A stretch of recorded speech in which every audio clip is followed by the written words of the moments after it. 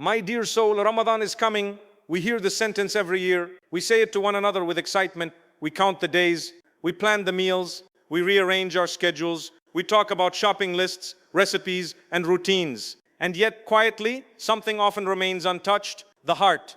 Many of us enter Ramadan with busy hands but an unprepared soul. We promised ourselves last Ramadan that things would change. We said this time will be different. We felt emotional in the nights. We made dua with tears. We felt close to Allah Subhānahu wa ta'ala. And then Ramadan passed. Life returned to normal. Habits returned. Distractions returned. And those promises slowly faded. This is not a criticism. It is a human reality. Allah Subhānahu wa ta'ala knows our weakness. And that is why He keeps inviting us back. But today, before Ramadan arrives, there is a gentle question we must ask ourselves, without guilt and without pressure. Is my heart ready? Not my house, not my kitchen, not my calendar, my heart. Because Ramadan does not come to decorate routines. It comes to transform hearts. And Islam teaches us something very important here. The measure of a believer is not appearance, and it is not activity alone. The Messenger of Allah, Muhammad Sallallāhu Alayhi Wasallam, said, Allah does not look at your appearance or your bodies, but He looks at your hearts. Sahih Muslim. This is not meant to make us anxious. It is meant to liberate us. Because Allah Subhānahu wa ta'ala is not waiting for perfection. He is looking for sincerity.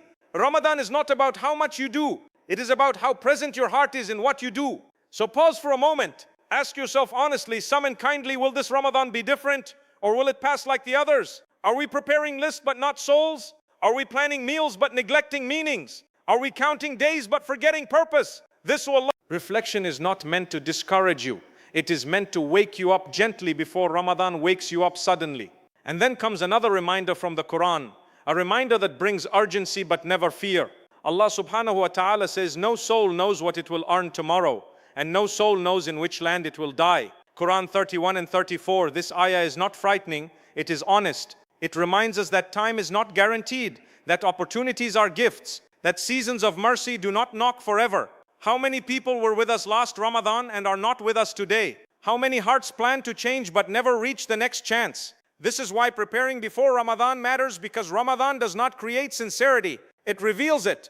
If the heart arrives softened, Ramadan elevates it. If the heart arrives distracted, Ramadan passes quietly. And Allah Subhānahu wa ta'ala is most merciful. He does not close the door. He is giving us time now before the moon is sighted. Before the nights arrive, before the fast begin, time to realign, time to intend, time to whisper a simple dua. Ya Allah, I want this Ramadan to matter. You do not need to change everything today. You do not need to overwhelm yourself. You only need to turn your heart back toward Allah Subhānahu wa ta'ala.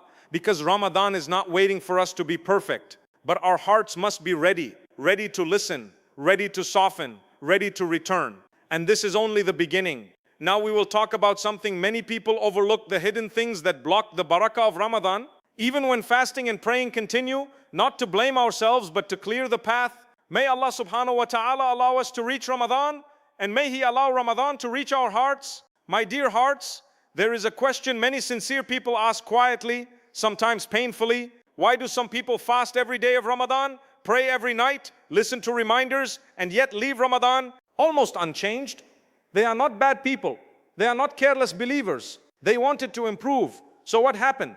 Islam answers this question gently, not by shaming us, but by guiding us to what blocks the heart. Because Ramadan is powerful, but Ramadan does not force change. It multiplies what already exists in the heart. And sometimes certain obstacles stand quietly in the way. The first of these is something we often underestimate: lingering sins. Not the sins we regret and struggle against, but the sins we have made peace with. Sins that we no longer feel uncomfortable about.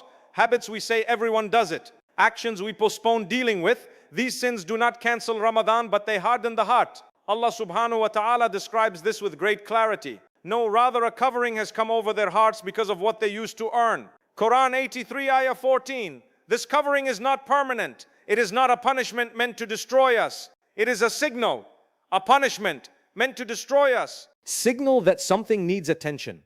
Ramadan does not magically erase what we refuse to leave, but it softens the heart for those who are willing to let go. And this is why delaying change can be dangerous. We often say, I will stop in Ramadan, I will repent when Ramadan begins. But Ramadan rewards the one who arrives prepared, which brings us to the second blocker. one that hurts deeply, broken relationships and grudges. Hearts can be fasting while holding resentment. Tongues can recite Qur'an while the chest carries back. He gave this eternness, and this blocks mercy more than we realize. The Messenger of Allah Muhammad Sallallāhu said, deeds are presented every Monday and Thursday, and Allah forgives everyone who does not associate anything with him except the one who has hatred between him and his brother. Sahih Muslim, notice the mercy here. Allah Subhānahu wa ta'ala is ready to forgive. Forgiveness is open, but grudges delay it. This does not mean you must allow harm. It does not mean you excuse injustice. It means you release the poison from your own heart. Forgiveness is not for them, it is for you, because a heart carrying resentment cannot fully carry the light of Ramadan. Then there is a third obstacle, very subtle yet very common: delaying tawbah. We think tawbah needs the right time, a special moment, a perfect state. But tawbah is not an event, it is a return. Allah Subhānahu wa ta'ala calls us clearly, O believers, turn to Allah in repentance, all of you. Quran 24, Ayah 31. Not tomorrow, not when Ramadan starts. Now, because tawbah before Ramadan changes how Ramadan is experienced. The heart that repents early enters Ramadan lighter, more receptive, more hopeful. And this is where balance is essential. Allah Subhānahu wa ta'ala is most merciful. No sin is greater than His forgiveness, but mercy responds to sincerity. Ramadan does not benefit the one who says, I will change later. Ramadan benefits the one who says, Ya Allah, I am trying. And here is an important reminder. Not everyone who struggles is blocked, and not everyone who is consistent is sincere. This is why we do not compare ourselves to others. We look inward. Books Ramadan multiplies what already exists. If sincerity exists, it multiplies sincerity. If heedlessness exists, it multiplies distraction. This is not meant to scare us. It is meant to empower us. Because every blocker we mentioned is within our ability to address. One sin to leave, one person to forgive, one sincere tawbah to make. Small steps open big doors, and this leads us to the most hopeful question of all. If these things block the barakah of Ramadan, then what opens the door fully? What prepares the heart gently without pressure and without overwhelm? In the next part, we will speak about how to prepare for a life-changing Ramadan, not with long lists, not with unrealistic goals, but with small, consistent steps that Allah Subhānahu wa ta'ala loves. Because when the heart is ready, Ramadan does not pass by. It stays with you long after it ends, and that is the gift we all hope for. My dear soul, after reflection comes hope, not heavy hope, not unrealistic hope, but gentle, actionable hope. Because Islam never overwhelms the believer. Islam empowers the believer. And this is where many people misunderstand preparation. They think preparing for Ramadan means doing everything at once, fixing every flaw, changing every habit, becoming someone completely new overnight. And when that feels impossible, they do nothing. But Allah Subhānahu wa ta'ala does not ask for overload. He asks for consistency. The Messenger of Allah Muhammad Sallallāhu taught us a principle that removes pressure from the soul. The most beloved deeds to Allah are those that are consistent, even if small. This hadith is a mercy. It tells you that Allah Subhānahu wa ta'ala is not looking for exhaustion.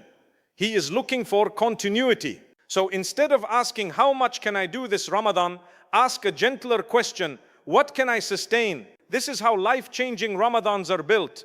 Not with dramatic beginnings, but with steady steps. Start small. Fix one prayer, not all 5 at once. If that feels overwhelming, choose one prayer you struggle with the most and protect it. Because one guarded prayer often pulls the others along. Then open the Quran even briefly. 1 page a day, not chapters, not hours. 1 page read with presence is more powerful than many pages read without attention. Let the Quran hear your voice before Ramadan arrives. Then choose one sin to leave, not everything at once. Just one thing you know distances your heart from Allah Subhānahu wa ta'ala. When you leave one sin sincerely, Allah Subhānahu wa ta'ala replaces it with strength. Then forgive one person not because they deserve it, but because your heart deserves peace. Forgiveness is not weakness, it is clarity. And finally, write one dua list, not for the world, for your heart. Write what you truly want from Ramadan.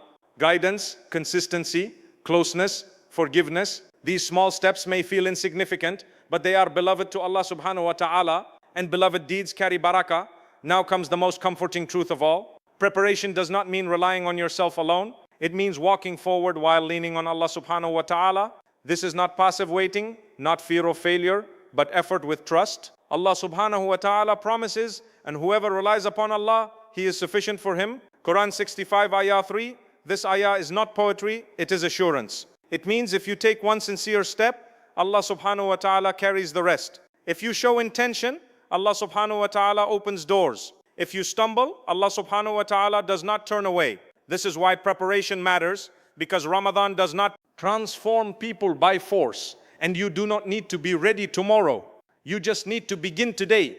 Even if your beginning is imperfect, even if your effort feels small, Allah Subhānahu wa ta'ala sees intention before outcome. And here is something deeply hopeful.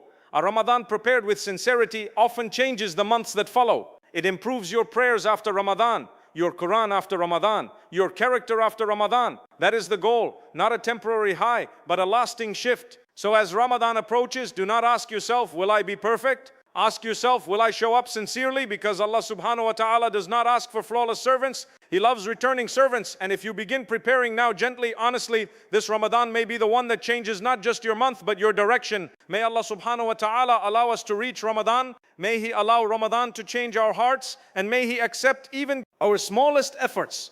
Amen. Now close your eyes, raise your hands and whisper with me, Ramadan. Allah Ramadan. Oh Allah, allow us to reach Ramadan. And do not make it the last Ramadan of our lives. Oh Allah, forgive us for what we have done before and what we delayed, for what we hid and what we made public, and for what you know better about us than we know ourselves. Oh Allah, if our heads have become hard, soften them through your remembrance. And if they have drifted away, return them to you with a beautiful return. Our Lord, we do not enter Ramadan through our strength, but through our weakness and our need for you. Oh Allah, change our hearts before you change our days. Purify our intentions before our actions begin. Oh Allah, make us among those who fast Ramadan with true faith and sincere hope, and who stand in prayer with sincerity and reliance upon you. Oh Allah, accept Ramadan from us before it ends, and accept our supplications before we forget them. Indeed, you are the All-He, the All-Knowing, and you are the most accepting of repentance, the most merciful. Ameen. My beloved brothers, my beloved sisters, before you scroll away, pause for a moment. If this reminder stirred something in your heart, if it made you reflect even quietly, then this message was meant for you. Press like not for us, but so this reminder reaches another heart that may be waiting for Ramadan without realizing how close it already is. Now ask yourself honestly, do you want this Ramadan to pass, or do you want it to change you? If your heart whispered, I want to change, write in the comments, Ya Allah, let me reach Ramadan with a prepared heart. Let this comment section become a place of collective intention.